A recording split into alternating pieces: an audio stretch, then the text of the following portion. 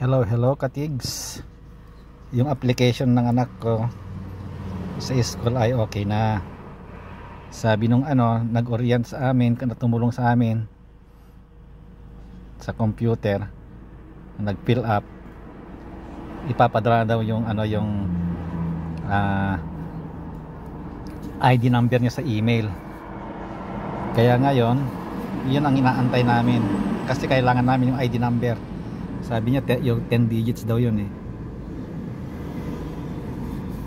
bago babalik doon sa school para magpa-picture at gagawan siya ng ID.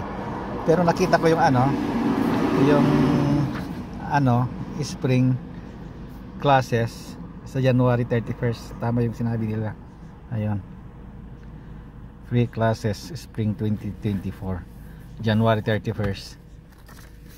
Marami pang gagawin kasi iyon. Maglalagin pa ako diyan para sa service niya. Ayan, sa service. Okay. Kaya nang napagod siya, nagtugon na naman kami ng papay. Sabi nung good for two. Sabi niya yung in-order namin. Two can dine, sabi niya. But isa lang ang binigay na kutsara.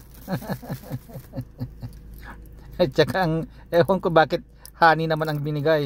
Bakit honey lalagyan ng honey yung chicken. Kaya nagtugon na lang kami. Ayan, totoo naman. Two can dine dahil ang dami. Two can dine. Pero yung kutsara isa lang. Isa lang kasi yung yung ito. Pwede namang pero biscuits yung order ko sa akin, hindi yung mashed potato. Okay. Kaya ito, napagod siya. Sabi niya, daan na lang tayo daw sa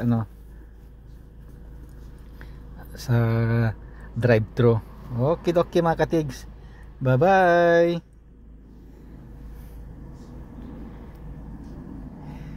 Espanyol itong binigay.